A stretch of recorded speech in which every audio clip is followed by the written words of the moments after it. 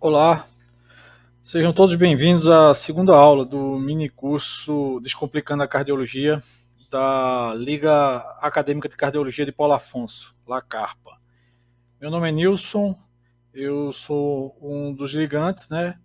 E vou ministrar a parte inicial dessa aula, tá? E o segundo momento, o Breno vai ficar responsável pelo restante da aula. Bom, pessoal, nessa segunda aula, tá? Nós iremos abordar um tema basilar da cardiologia, que é a semiologia cardíaca, né? Ao longo da aula, nós iremos abordar os seguintes tópicos: a história da semiologia, a anamnese e o exame físico, com as suas etapas: inspeção, palpação e ausculta.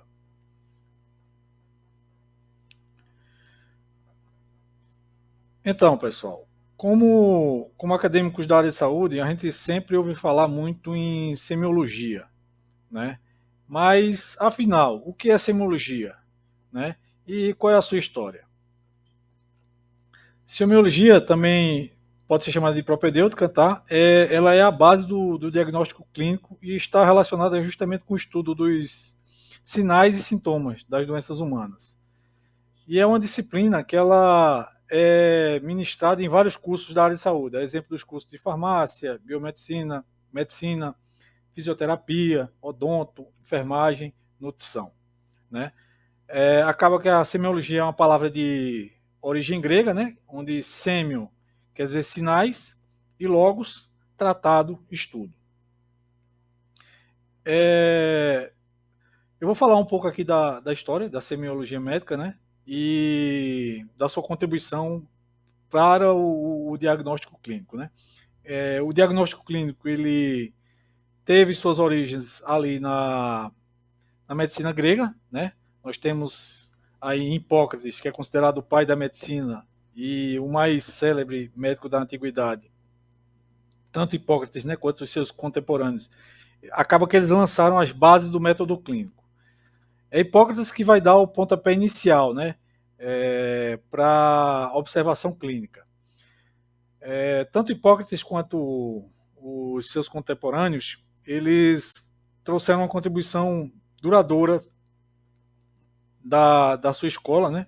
Que foi a convicção de que a doença ela é de eles tinham a convicção, né, que a doença ela é de etiologia natural e não divina, como se pensavam algumas civilizações e até médicos contemporâneos a Hipócrates, né? Se achava justamente que a doença ela seria algum tipo de castigo, de suplício, né?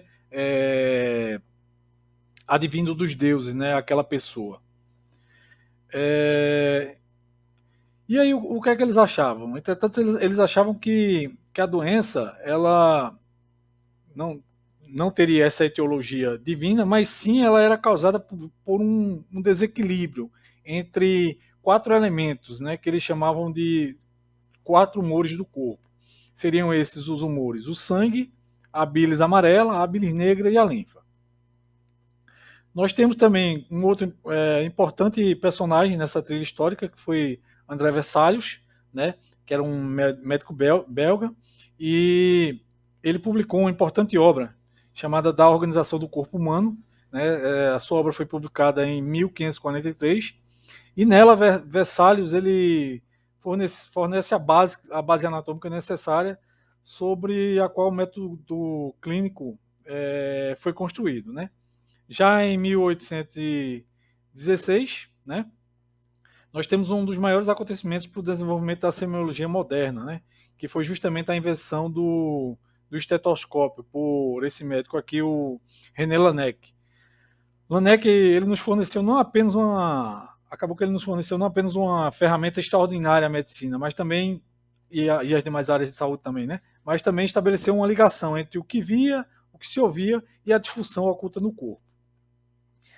Então, pessoal, com esse breve histórico, né, que eu trouxe aí para vocês, eu quero justamente demonstrar que a semiologia médica ela vem se desenvolvendo desde a Grécia Antiga, graças a esses e tantos outros personagens que se entregaram de corpo e alma ao exercício pleno da medicina, né? Sempre se inquietando em fazer mais para os seus pacientes, como deve ser a missão de todo profissional da área de saúde, né? E acaba que eles tornaram o exame clínico, né, a mais poderosa, né, e confiável ferramenta para diagnóstico.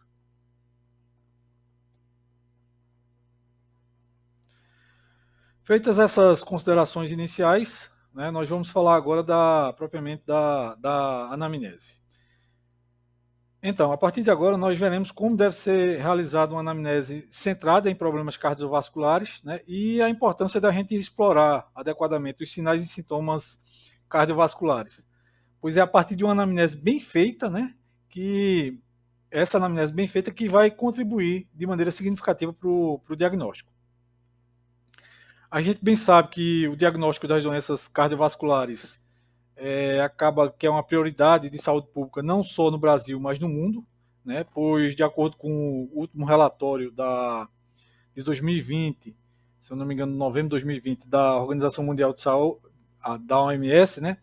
Esta apontou que as doenças cardíacas elas ainda permanecem como a principal causa de morte em todo o mundo, principalmente nos últimos 20 anos, né? E elas representam por volta de 16% do total de mortes por todas as causas, né, no mundo. E para isso, né, a entrevista médica ela é primordial e é fundamental para a etapa do raciocínio clínico, né?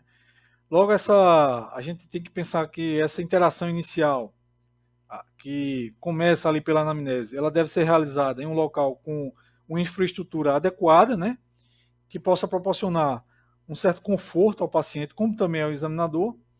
E a gente tem sempre que levar em consideração a questão do nível sociocultural e econômico do paciente, além das suas orientações de comportamento e suas convicções. Então, nós iniciamos a anamnese a partir da coleta dos dados da identificação pessoal, né, da identificação do paciente, dados esses que são primordiais para a construção do raciocínio clínico, né? Dentre esses dados que estão dentro da identificação pessoal, eu destaco, né, alguns, como a idade do paciente, né, que é um dado primordial aí, pois é a partir dela que a gente, por exemplo, vou dar um exemplo, né, algumas doenças congênitas, como as malformações cardiovasculares, elas acabam que são mais frequentes na população pediátrica, em adolescentes e adultos jovens, né? A exemplo do surto de febre reumática, né, que geralmente ocorre nessas pessoas de faixa etária mais jovem. Já por outro lado, a gente tem as doenças crônicas degenerativas, como a aterosclerose e a hipertensão arterial, que acometem indivíduos de meia idade, né? Há também a questão do predomínio de algumas doenças cardiovasculares conforme o sexo, né? E aí eu aponto, cabe elencar aqui a doença arterial coronariana obstrutiva, que é mais prevalente no homem. A questão da etnia, da cor do paciente, também é um dado que pode ter influência no prognóstico e na terapêutica, a exemplo da hipertensão arterial, já que ela pode ser mais prevalente e refratária ao tratamento nos negros, né?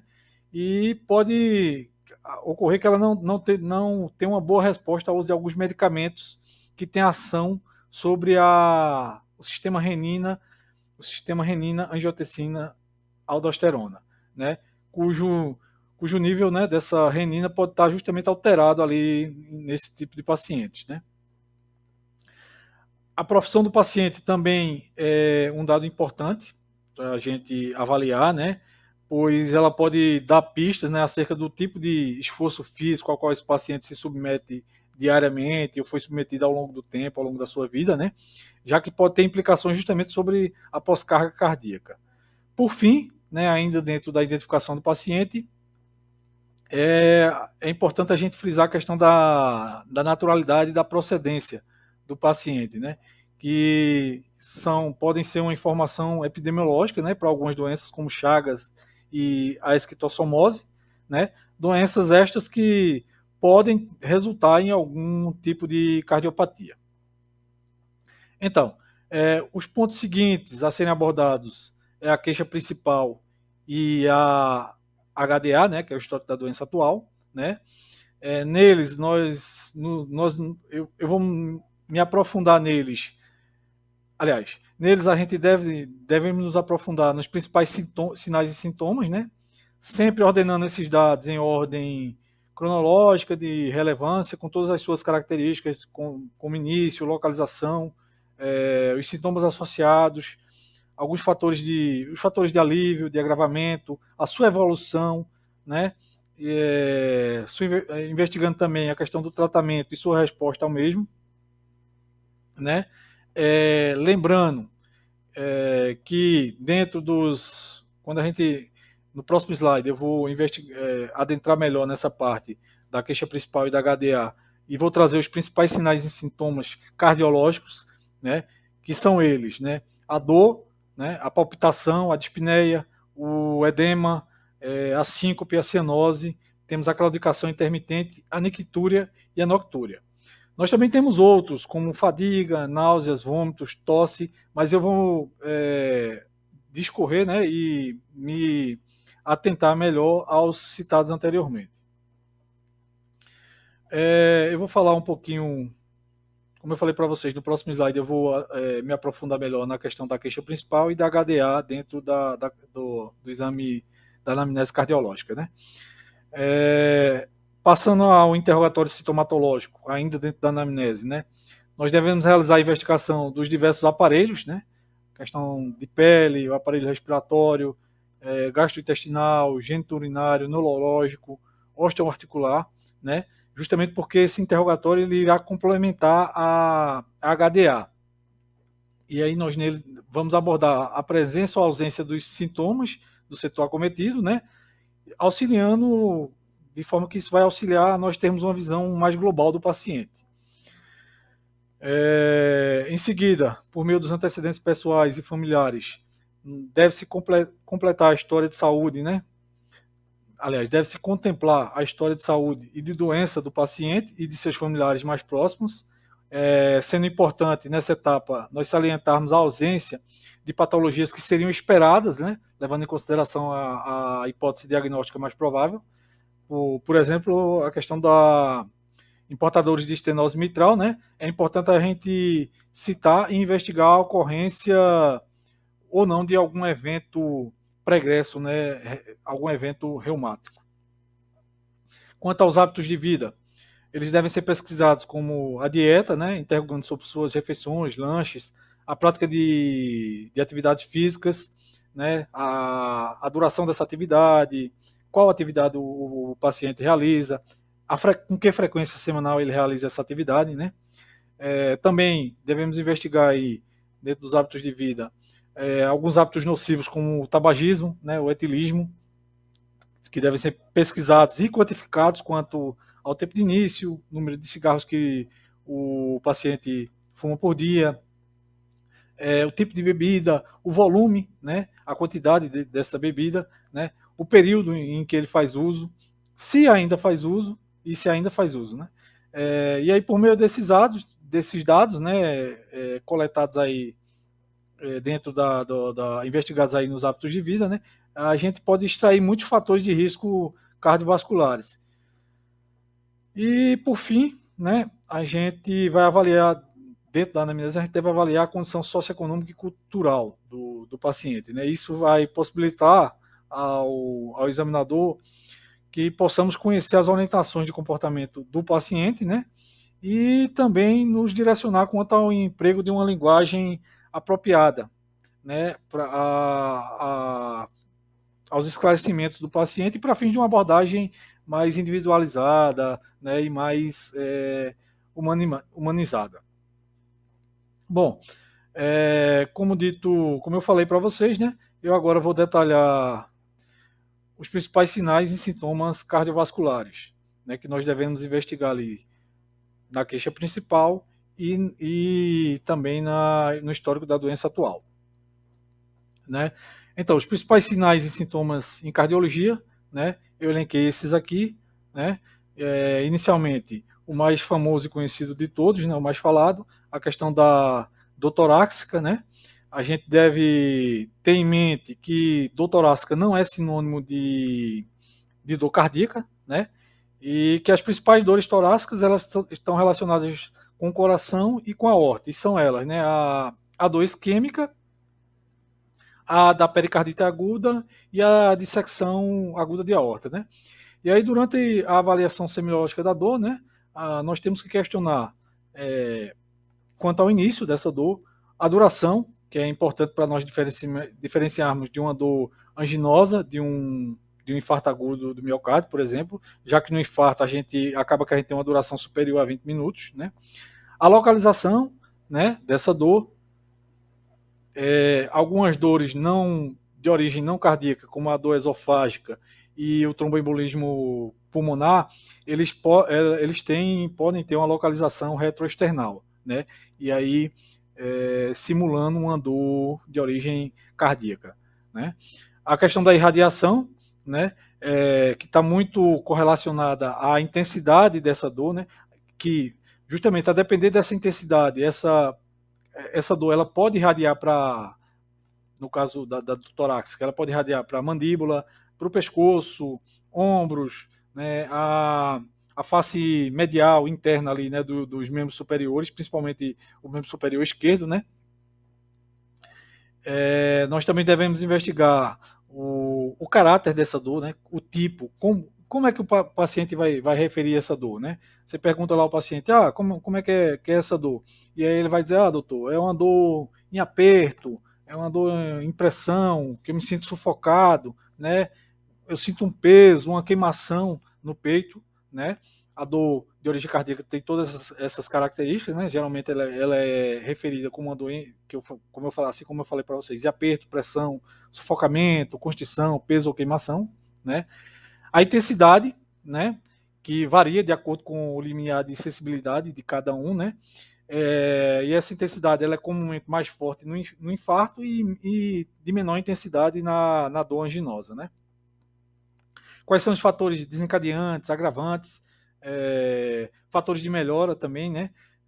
A dor típica, quando você tem ali o paciente na sua investigação, na sua anamnese, você verifica, né, que é uma dor típica ao esforço, que cede com repouso, ou é desencadeada pelo estresse emocional, né? Geralmente isso é característica de uma angina estável.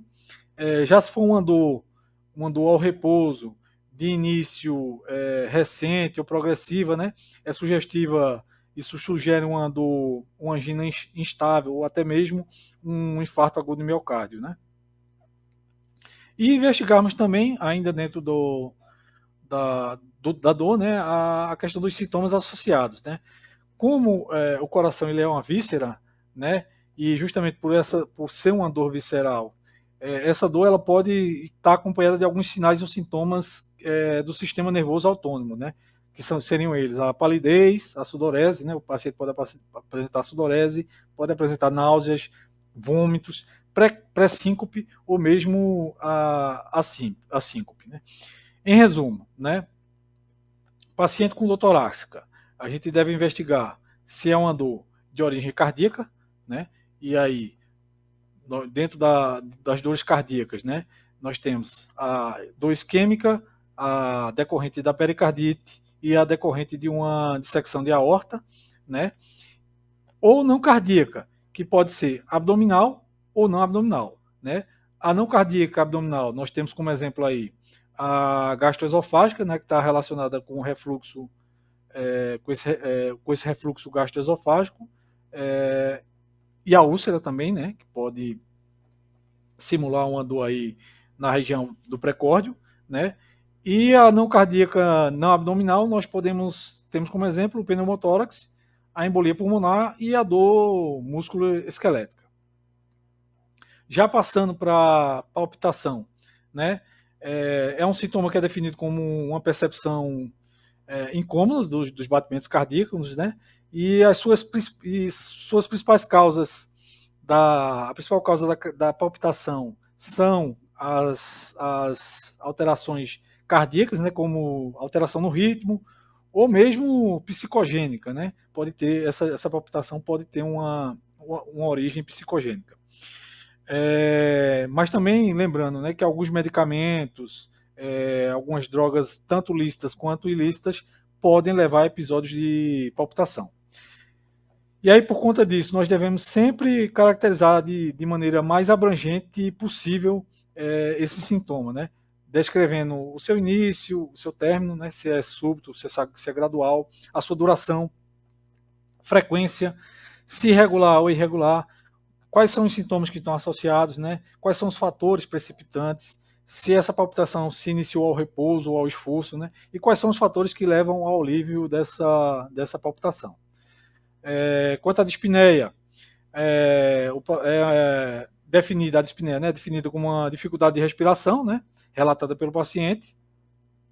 E aí ele vai chegar para você e vai te dizer que está com uma falta de ar, que está com cansaço, que está com fôlego curto, né? A dispneia acaba que ela é um dos sintomas mais importantes nos pacientes cardiopatas, né? Os mecanismos dessa dispneia no cardiopata se devem principalmente a uma demanda excessiva da ventilação, né? Pela insuficiência alveolo-capilar ou em virtude de distúrbios ventilatórios restritivos, a exemplo do que acontece na congestão pulmonar ou até mesmo no derrame pleural. É importante frisar que ela, dentro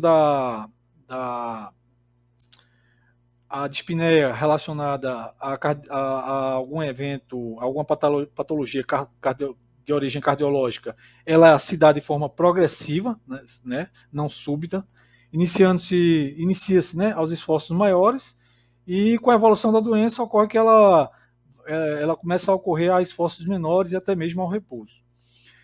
E os tipos mais comuns de dispneia nos cardiopatas são a dispneia ao esforço, a ortopneia e a dispneia paroxística noturna, né? Lembrando, né, que a ortopneia também ela é justamente a dispneia em decúbito dorsal.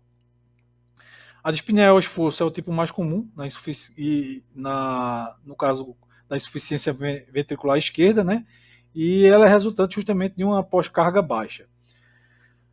Como eu falei para vocês, a dispneia em decúbito dorsal, ou ortopneia, ocorre devido justamente ao aumento no retorno venoso, quando o paciente está ali na posição deitada, né, supina. Ocorre que nós temos, não tendo quando a gente está numa posição ortostática, né, nós temos a gravidade, que acaba diminuindo esse retorno venoso. E aí, ao deitar, né, a gente tem um retorno venoso aumentado. Nós temos também a questão da dispneia paroxística noturna, né, que ocorre após o paciente conciliar o sono, né, ele deita, acaba que ele consegue dormir ali por 2, 3, 4 horas, e depois ele é despertado por uma dispneia súbita, né, geralmente com tosse improdutiva, ou que por vezes pode estar acompanhada de uma expectoração mucosa, né, e aí essa dispneia, ela obriga o paciente a sentar-se à beira da cama ou até mesmo a se levantar, a caminhar, até que advenha uma melhora, né, gradual. E essa dispneia paroxística noturna ela ocorre justamente pela reabsorção do líquido intersticial, né, na posição de decúbito, durante justamente esse intervalo de tempo que o paciente consegue dormir, né, ali às 2, 3, 4 horas. Quanto ao edema, ele é consequência do acúmulo do líquido intersticial, né, que é proveniente ali do plasma sanguíneo, e esse edema ele pode ser tanto periférico quanto generalizado, né, que aí esse edema generalizado é chamado de anasarca. O edema ele leva ao aumento do peso corporal do paciente, que isso aí pode ser investigado ali na anamnese, né? Esse aumento pode ficar em torno aí de até 10% do peso do paciente, né? E é pesquisado justamente ao exame físico, né, pela digitopressão ali da pele durante pelo menos 5 segundos, né, que é o famoso sinal da fóvea ou do cacifo, né? E aí vai ser melhor elucidado aí pelo Breno mais à frente. Lembrando que outras afecções também podem gerar o edema, né? Esse edema ele pode ser de causas renais, hepáticas, medicamentosas ou até mesmo decorrente de alguma deficiência carencial, né? E a causa básica do edema cardíaco é a insuficiência ventricular direita, né? Que acaba gerando ali um aumento na pressão hidrostática associado à retenção de sódio, né? É, também outros sinais dessa insuficiência ventricular direita, né? Que vão ser abordados mais à frente. O engurgitamento das jugulares, né? O refluxo hepatojugular e a hepatomegalia, né? Esse edema, como eu falei para vocês, inicialmente ele pode acometer. É, inicialmente ele pode não, ele acomete os membros inferiores, né? E pode progredir, né? É bilateral e vai se intensificando no decorrer do dia, né? E acaba diminuindo ou desaparecendo com o repouso noturno, né? Onde nós temos justamente essa reabsorção do edema. A síncope é definida como uma perda súbita de consciência e do tônus, né? E desde que com a recuperação imediata e espontânea, né, do paciente, ela decorre de causas quando essa síncope é decorrente de causas cardíacas, ela geralmente está associada aos transtornos do ritmo ou de condução do estímulo, né? Mas também pode ser em decorrência de uma insuficiência cardíaca que seja capaz de reduzir o fluxo sanguíneo cerebral. Na hipertensão arterial e na hipotensão postural pode ocorrer esse desmaio, né? Pode ocorrer um evento de síncope, especialmente quando essa elevação ou queda dos níveis tensionais se faz de forma muito abrupta, né? Muito brusca.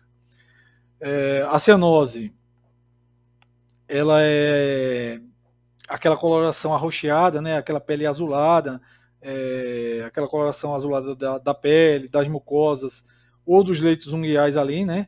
Que é resultado justamente do aumento da hemoglobina reduzida, né? Hemoglobina essa que é a hemoglobina não oxigenada.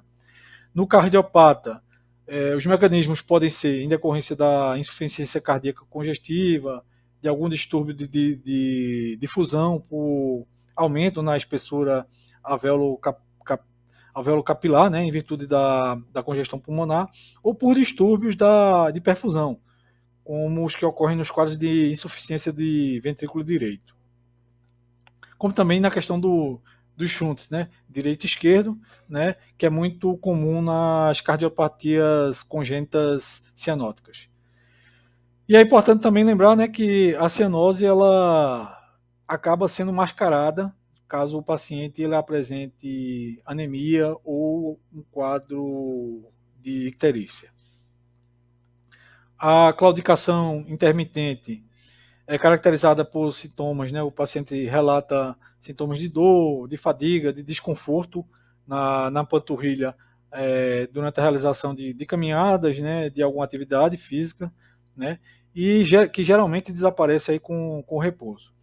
E a causa pode ser insuficiência arterial, uma insuficiência arterial periférica, né? Corrente de um processo aterosclerótico, né? E está associado a alguns fatores de risco, como idade, né? Para pacientes maiores de 65 anos, tabagismo, dislipidemia, hipertensão arterial e o diabetes. E por fim, né, a nictúria e noctúria. Né? A nictúria é o aumento do volume da diurese no período noturno, né? Acaba que a quantidade de urina eliminada à noite ela é maior, que vai ser maior do que a eliminada durante o dia, né? E ocorre justamente pode ocorrer, né? Em virtude da reabsorção do edema intersticial na posição do decúbito ou por efeito de até mesmo de alguma medicação, como alguns diuréticos, né? E a noctúria, né, é a frequência urinária noturna, quando a frequência urinária noturna ela é superior à diurna. Ou seja, né, quando há uma inversão justamente desse ritmo do débito urinário. Né? E os seus mecanismos, os mecanismos que levam a essa noctúria são os mesmos que eu citei agora para a nictúria, né? A reabsorção do edema ou mesmo a ação de alguns medicamentos.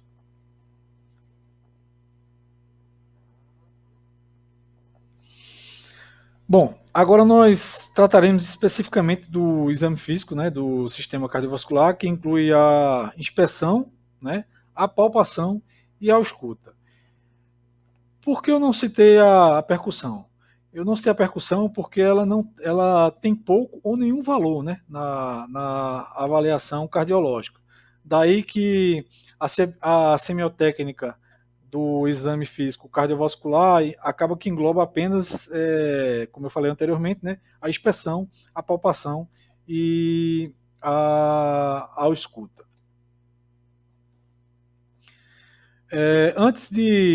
A gente tem que ter em mente, né, que antes de iniciarmos a inspeção propriamente dita, né, é preciso realizarmos o preparo do paciente, né. Esse paciente ele deve ser posicionado em decúbito dorsal, né, com o examinador ficando ao seu lado, se posicionando à sua direita, né, lembrando que a sala deve estar bem iluminada, deve ser silenciosa, né? Ter uma temperatura confortável ao paciente, né? Devemos lembrar, né, que a gente deve explicar todo o procedimento ao paciente, né? Pedir autorização ao paciente para a realização, antes da realização do procedimento, né? Ele deve estar com o tórax desnudo, né? E é importante a gente também, no caso de mulheres, né, lembrar de respeitar o pudor, né, lembrar também, de antes de iniciar o procedimento, higienizar as mãos, o estetoscópio, né, bem como também aquecê-lo. Né. Ao início da inspeção, a gente deve recordar, né, ter em mente as linhas anatômicas que delimitam o nosso precórdio, aí, né? Lembrando aí da linha médio external, né? E as paraesternais, que passam junto ali ao rebordo, junto ao rebordo do externo, né? Aí nós temos a linha paraesternal direita, a paraesternal esquerda e as linhas hemiclavicular, tanto direita quanto esquerda, né? Que divide ali a clavícula ao meio, né? Então, a sequência do exame, né, da inspeção, deve ser preferencialmente crânio-caudal, né, ou seja, iniciando-se pela cabeça, pela face, né, pescoço, avaliação do pescoço, do, do tórax, dos membros superiores, abdômen, pelve e, por fim, os membros inferiores, né? Durante a inspeção do pré-corte, nós iremos avaliar a presença de abalamentos, de retrações, né, cicatrizes, deformidades, assimetrias, alguma massa pulsátil na, ali na região cervical, né? Avaliar a presença se o paciente apresenta turgência jugular, alguma pulsação de artéria, né? Ali na fúrcula external, ou mesmo na região epigástrica ali, né? Também, se temos um ictus cordis visível ou não, né? Lembrando, né, que para melhor observação da presença de pulsações de um ictus em região de um ictus cordis, da região cervical ou epigástrica, nós devemos realizar a, a inspeção nas incidências tanto tangencial quanto frontal, né? Na incidência tangencial, nós devemos nos posicionar lateralmente ao paciente, né? E justamente para a gente averiguar ali se alguma propulsão, né, do ictus, se esse ictus ele está propulsivo, se nós temos também algum tipo de pulsação ali na região epigástrica, né, na região da cervical. Feita a inspeção tangencial, nós também devemos realizar a inspeção na incidência frontal, né, onde o examinador ele vai se posicionar aos pés do paciente e proceder da mesma forma quanto na inspeção tangencial, né? Procurando verificar a presença de alguma pulsação ali na região do ictus, né? Região epigástrica, região cervical, né? Após isso, nós devemos, né, inclinar a cabeceira do leito por volta de 45 graus, né, para inspecionar a região cervical. Durante essa inspeção, a gente vai avaliar pulsações, como batimentos ali na fúrcula external, a exemplo da famosa, né, dança das carótidas, né, que é um sinal importante da insuficiência aórtica, ou sinais mais comuns, como a presença do pulso venoso e da turgência jugular, né? Que aqui está bem visível. Esse paciente ele está numa posição ortopneica, né? E vocês podem observar aí como a sua jugular que ela está bem cheia, né? Isso aí é um sinal, né, que sugere que ele tem uma congestão em câmaras direitas, né, principalmente ali no ventrículo direito. Essa pulsação venosa cervical, como eu falei, ela deve ser com o paciente em decúbito dorsal a 45 graus, né, com a cabeceira do leito a 45 graus, né, e a gente vai, com auxílio de uma régua ou de uma prancheta, né, traçar uma linha paralela ao plano horizontal, uma linha que passa ali pela fúrcula external, né, e verificar se o paciente ele apresenta essa turgência jugular, né, e a partir do seu limite superior, né, a gente tentar fazer uma estimativa dessa altura, desse limite superior, a partir da linha que a gente traçou dali da fúrcula external, né? A depender de literaturas, né? Eles fala-se que deve ficar em torno, o normal seria entre 3 e 4 centímetros, né? Acima disso, nós aí temos uma turgência jugular patológica, né? Que, como eu falei para vocês, ela é indicativa sugestiva, né, de uma congestão em câmara direita.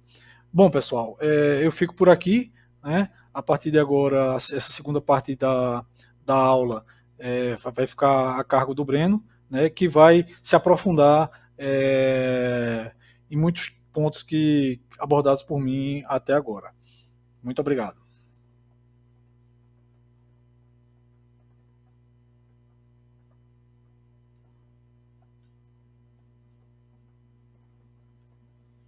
Pessoal, depois da explicação muito boa do Nilson, vamos continuar na palpação.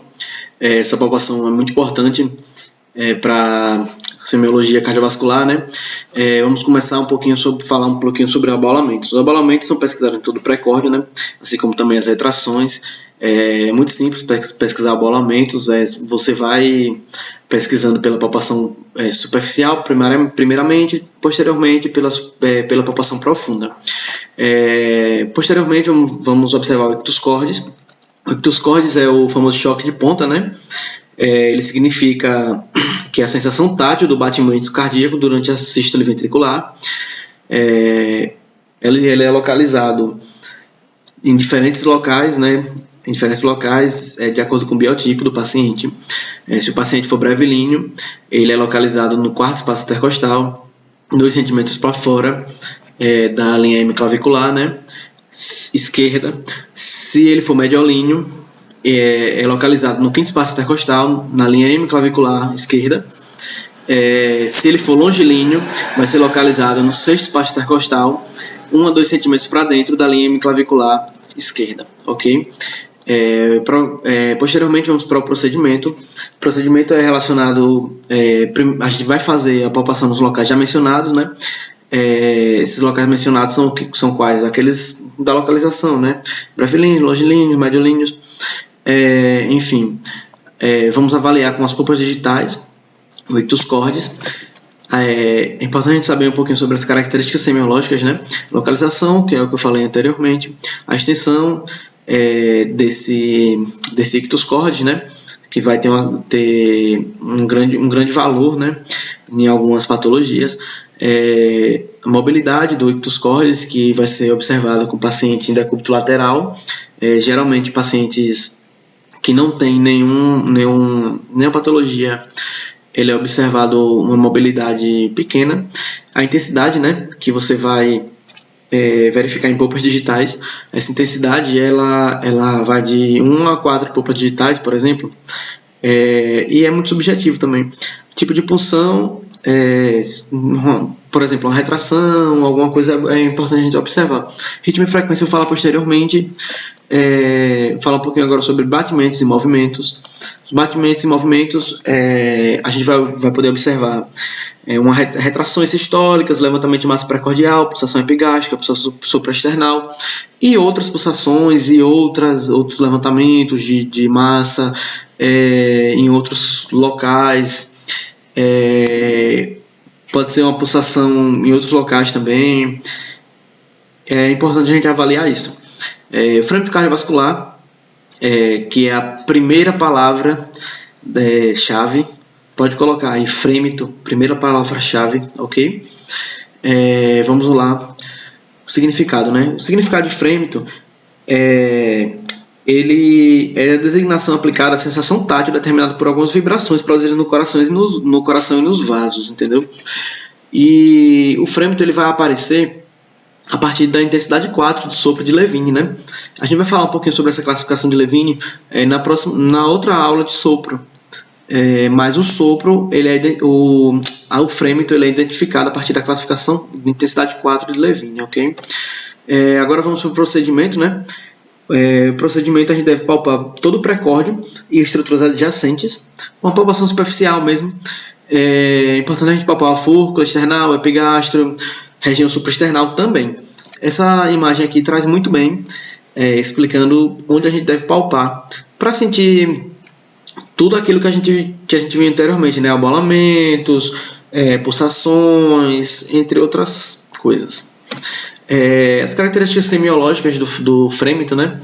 A localização a gente vai se dar pelas áreas de ausculta, né? Aqueles 5 focos, mitral, aórtico acessório, que a gente vai falar posteriormente na ausculta. É importante a gente localizar no ciclo cardíaco, né?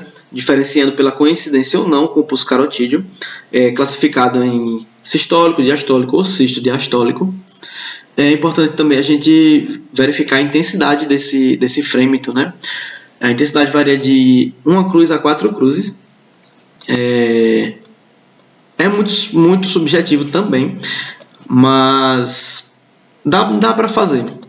Enfim, aí o próximo palpação vai ser uma palpação de edemas. Os edemas eles são classificados de acordo com a localização e distribuição também. Os edemas podem ser localizados ou generalizados, né? Caso não se restringam a um segmento de um membro só, diz que é generalizado, mesmo que só envolva uma parte do corpo, ok? Mais frequente esse edema generalizado no membro inferior, porém é comum na face, região pré-sacra, entre outros, o edema em si. Posteriormente a gente vai verificar a consistência e a elasticidade. Essa consistência é o grau de resistência, né, encontrado se comprimir uma região edemaciada. Sempre bom lembrar que o edema mole é o agudo, de curta duração e que o tecido subcutâneo provavelmente está infiltrado de água. Já o edema duro, ele é de longa duração, que houve alguma fibrose, o que se acompanham alguns repetitivos surtos inflamatórios. Além disso, a gente pode classificar em elástico ou inelástico. Ao avaliar a consistência, avalia também a elasticidade, né? Após parar a compressão, para verificar a consistência, a velocidade com que o tecido vai se retrair de volta ao normal é a elasticidade, né? O edema elástico é aquele que retorna rapidamente ao normal, que pode ocorrer é resposta inflamatória, entendeu? E o edema inelástico é o que a depressão vai persistir por um longo tempo após o fim da compressão. Basicamente isso. Sobre a intensidade, a gente vai utilizar a compressão, né, de modo sustentado, com a polpa do polegar ou do indicador na região que suspeita o edema. Caso esteja edemaciada, ao retirar o dedo, vai haver uma formação de uma fóvea. A fóvea é isso aqui, esse buracozinho aqui, no local comprimido, né? A intensidade do edema ela vai se ditar com base da profundidade dessa fóvea. Vai usar de 1 a 4 cruzes, né, para classificar essa intensidade do edema. Enfim, outras regras também de intensidade podem ser colocadas, né, como medição de peso, de manhã, de noite, por exemplo. Mas é muito importante, eu acho que a mais importante é essa compressão e o aparecimento de fóvea. Vamos para o próximo. A temperatura e sensibilidade, ela também deve ser verificada. Vai usar o dorso dos dedos ou da mão para verificar a temperatura, né? Comumente a temperatura vai ser a mesma, porque não se costuma alterar a temperatura dos edemas, né? Mas ela pode ser temperatura elevada através de uma reação, né, inflamatória, ou de uma temperatura fria, que pode indicar um comprometimento de irrigação sanguínea. É muito importante também a gente falar sobre a digitopressão, sobre a sensibilidade, né, na digitopressão. Que se tiver dor, o edema ele vai costumar ser um edema inflamatório, né? Aí vamos para a palpação de veias, né? É muito importante a gente diferenciar primeiro a jugular interna da carótida. É muito importante por quê? Porque representa diferentes considerações semiológicas, né? Então, para diferenciar a carótida da jugular interna, temos que nos lembrar dessa tabelinha básica aqui, que tem no livro Bates, que é muito conhecido por nós que fazemos semiologia, né, que estudamos semiologia, e é muito bom esse livro. Podemos observar que nas pulsações das jugulares internas, elas raramente são palpáveis. As pulsações são eliminadas pela compressão leve sobre a veia, né? A altura das pulsações pode mudar a composição e a altura das pulsações geralmente diminui com a inspiração. Já nas carotídeas, as pulsações são palpáveis, as pulsações não são eliminadas por pressão nas veias, a altura das pulsações não é alterada pela posição do paciente e a altura das pulsações também não é afetada pela inspiração. Vamos falar agora sobre os pulsos arteriais. Então vamos lá. Esses pulsos arteriais vão apresentar características semiológicas que a gente tem que observar, né?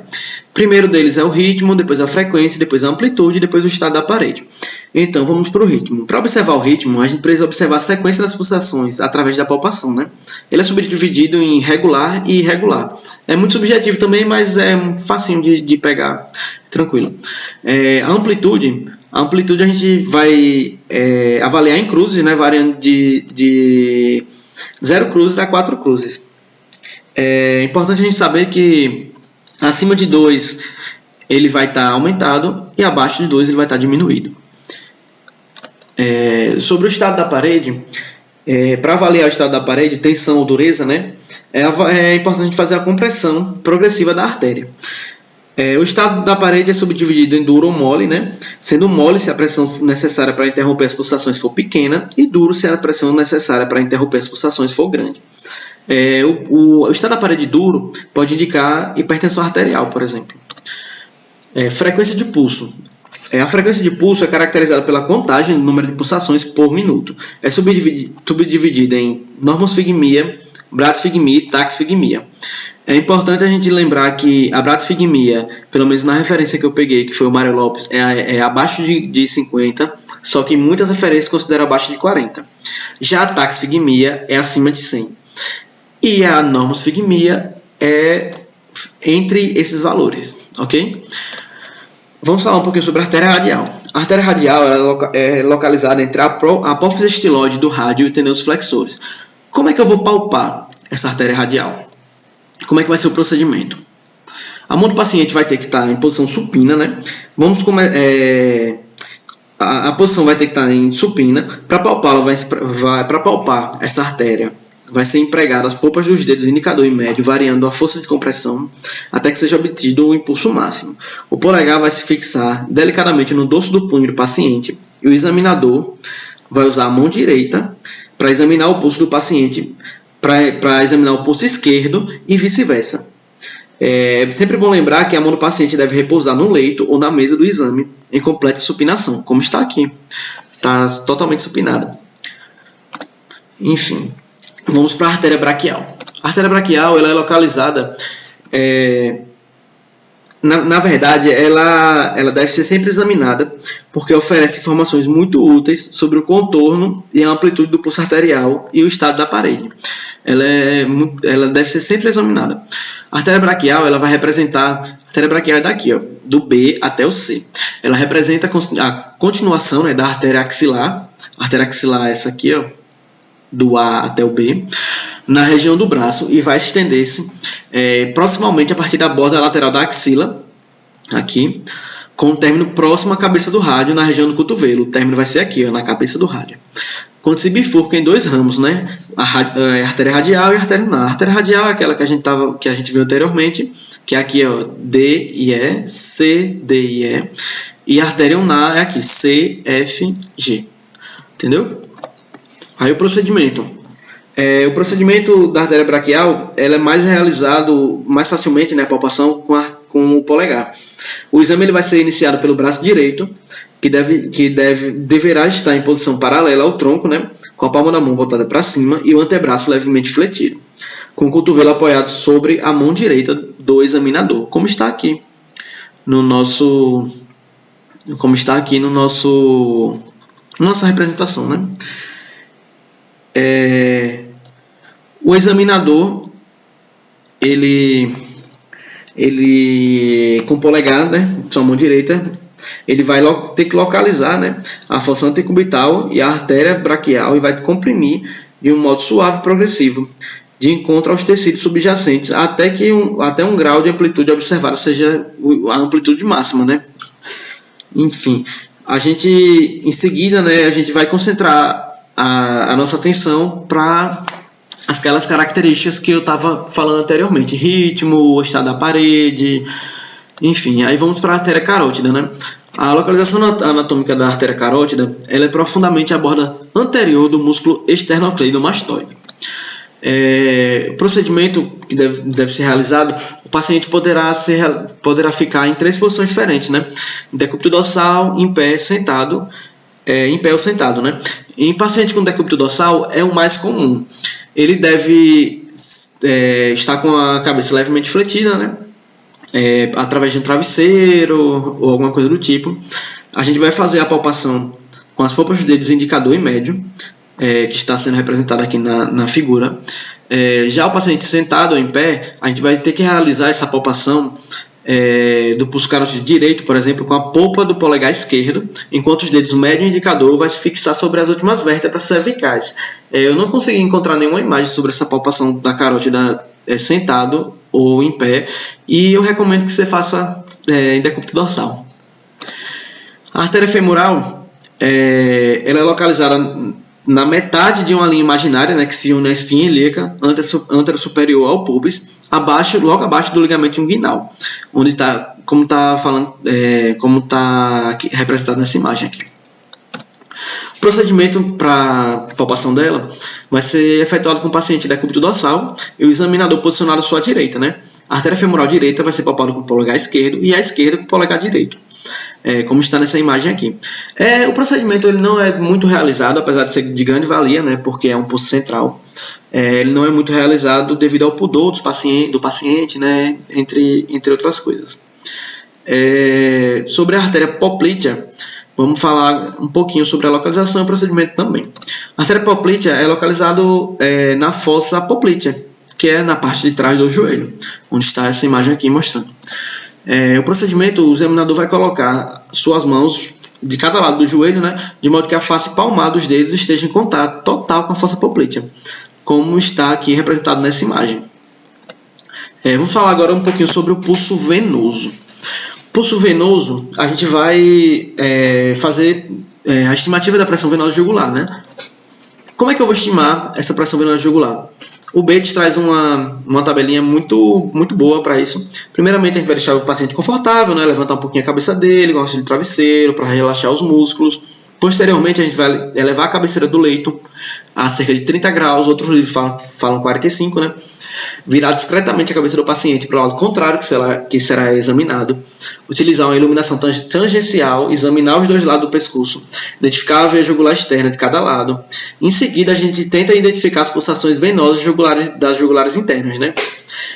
Se necessário, se a gente não encontrar essa pulsação, a gente vai elevar um pouquinho a cabeceira ou então abaixar até que veja o ponto de oscilação, né? É bom a gente se concentrar na veia jugular interna, pesquisar algumas pulsações na incisura supraesternal e diferenciar das pulsações da jugular interna, da carótida, que a gente viu anteriormente como fazer isso. Posteriormente, a gente vai identificar o ponto mais alto de pulsação da veia jugular interna.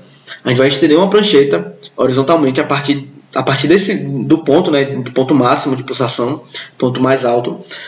A partir desse ponto, a gente vai estender uma régua graduada em centímetros, né, colocar verticalmente a centímetros acima do ângulo do externo, né, e posteriormente a gente vê quanto está marcando e adiciona 5 centímetros a essa distância, que a soma será a pressão venosa jugular.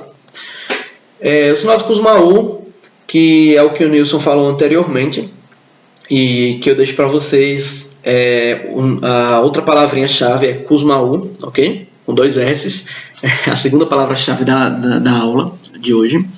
O sinal de Kussmaul é muito importante também a gente observar. Só que o que é o sinal de Kussmaul, né? O sinal de Kussmaul é a elevação do nível das pulsações através do enchimento inspiratório paradoxal, né? É observado quando o retorno venoso vai aumentar, né?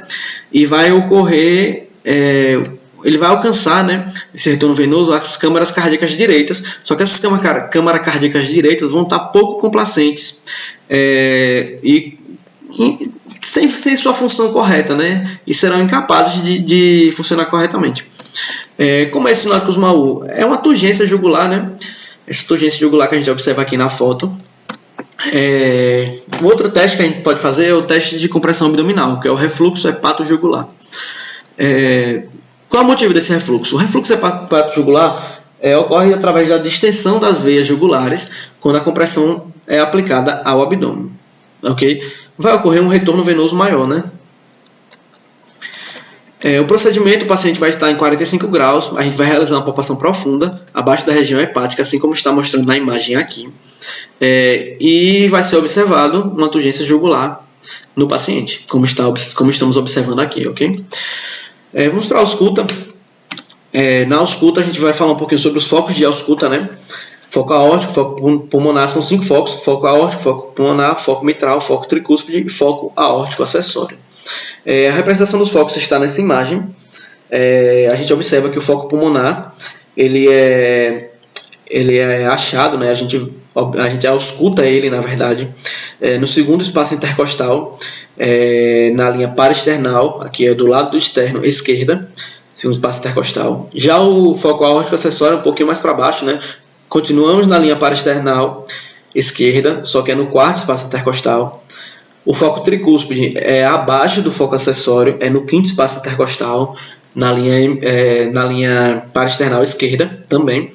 Já o foco mitral é na linha hemiclavicular esquerda, no quinto espaço intercostal, ok? O foco aórtico, né? Ele é auscultado, melhor auscultado, no segundo espaço intercostal, linha hemiclavicular direita. A gente pode observar, né, que ele é o oposto do foco pulmonar, né? Que o foco pulmonar está na linha paraesternal, na verdade, desculpa, paraesternal esquerda, e o aórtico está na paraesternal direita. Sobre o estetoscópio, é muito importante a gente saber que ele é composto por olivas, hastes, tubo de condução, campânula e diafragma. Disso tudo aqui, é muito importante a gente saber sobre a campânula e o diafragma, né? Para que serve a campânula? A campânula é para a gente auscultar sons graves, e o diafragma é para a gente auscultar os sons mais agudos, ok?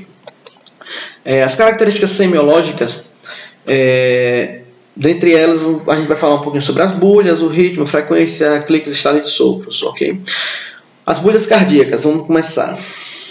A primeira bulha, ela é caracterizada, ela corresponde, né, ao fechamento das atrioventriculares, que são a tricúspide e a mitral. Já a segunda bulha, ela vai corresponder ao fechamento das válvulas semilunares, que é a pulmonar e a aórtica. E a terceira bulha, ela vai corresponder às vibrações, aqui ó, terceira bulha, as vibrações da parede ventricular. A quarta bulha, geralmente é patológica, a quarta bulha, ela vai corresponder à desaceleração do fluxo sanguíneo, que vai ser mobilizado pela contração atrial de acordo com a massa sanguínea. Ou seja,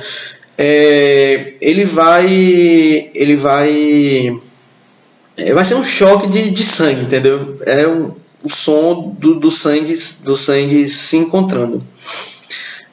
A gente observa aqui no slide anterior, né, o fonocardiograma, né? A B1 e a B2 são caracterizadas por tum, tá, tum, tá, tum, tá, o tum da B1, o tá da B2, certo? O ritmo e frequência, a gente pode classificar o ritmo e frequência em tempos. O ritmo em dois tempos, o que é o ritmo em dois tempos? É quando a gente identifica a B1 e a B2, tum, tá, tum, tá, tum, tá, tum, tá, ok? Já o ritmo em três tempos é quando a gente vai escutar outro ruído além do tum, tá. Certo? O ritmo em galope é um tipo de ritmo em três tempos. O ritmo em galope ele se assemelha a um som de um cavalo, por exemplo, patatá, patatá, patatá, patatá, e é característica de algumas patologias. Bradicardia e taquicardia. A gente vai verificar através da frequência, né? A frequência ela vai dar para ver se é uma frequência normal, ou o paciente está bradicárdico ou taquicárdico. Uma bradicardia vai corresponder a uma frequência menor que 60 batimentos por minuto. Já a taquicardia vai corresponder a uma frequência acima de 100 batimentos por minuto. Okay? Cliques estalidos, é importante verificar a situação no ciclo, né? Que ele pode ser sistólico ou diastólico. Falar um pouquinho sobre o estalido de abertura mitral. A abertura da válvula mitral ela vai ocorrer, né, fisiologicamente após o período de relaxamento isovolumétrico, né, no início da diástole, e não vai determinar nenhum ruído se a válvula estiver normal, né? Só que se a válvula estiver danificada, por exemplo, na estenose mitral, em decorrência de algumas modificações anatômicas e de algumas alterações pressóricas, a abertura dessa válvula mitral vai passar a provocar um ruído. Que tipo de ruído é esse? Como é esse ruído? Vai ser um ruído seco, agudo, de curta duração. Ele costuma ser intenso e por esse motivo ele é palpável, certo? O estalido de abertura mitral. O estalido de abertura tricúspide, ele é mais audível na borda external esquerda, ocasionalmente na borda external direita. Cumpre ressaltar, né, é bom ressaltar que em quase todos os pacientes que apresentam uma estenose tricúspide reumática, concomitantemente tem uma estenose da válvula mitral. Desse fato, através disso, vai dificultar um pouquinho a ausculta desse estalido de abertura tricúspide. Sobre o estalido protodiastólico, que é caracterizado pelos estalidos pulmonares e aórticos, né, eles são chamados de ruídos de ejeção, porque eles iniciam, né, uma súbita ejeção de sangue nos vasos da base. Sua origem vai ser vascular e são produzidos pelas vibrações da parede do vaso. Eles vão se tratar de ruídos de alta frequência. Como é que eles são? Agudos, por serem de alta frequência, são intensos e são produzidos na artéria pulmonar e na artéria aorta. Okay? Os estalidos mesosistólicos e telesistólicos, eles surgem entre a primeira e a segunda bulha, no intervalo sistólico. Ele também é chamado de clique sistólico, né? E precisa ser analisado. É um ruído que tem sua origem através de, por exemplo, um prolapso mitral. Sua identificação ele é feita pelas características estetoacústicas, né? Quais são essas características? É um ruído de alta frequência, seco, agudo, situado no meio e no fim da diástole. A intensidade vai variar nitidamente durante os movimentos respiratórios e com mudança de posição, ok? Posteriormente, e por último, vamos falar um pouquinho sobre sopro, só o significado, porque vamos ter uma aula posteriormente sobre sopro. O sopro é muito valioso na semiologia e temos que abordar melhor o sopro, ok? E conto com vocês, viu? A aula vai ser ministrada por mim e por Nilson novamente. O que é o sopro? O sopro é o turbilhonamento do sangue nos vasos. Eles podem ocorrer por 5 causas: aumento de velocidade na corrente sanguínea, diminuição da viscosidade sanguínea, passagem de sangue através de uma zona estreitada e passagem de sangue através de uma zona dilatada, além da passagem de sangue por uma membrana de borda livre. Assim acaba a nossa aula de hoje. Eu agradeço a todos vocês. Tentamos simplificar ao máximo sobre essa semiologia, por sabermos que uma aula longa é uma aula enfadonha, né? Então, o básico da semiologia trouxemos para vocês. E lembrando das palavras-chave, viu? Certo? Valeu!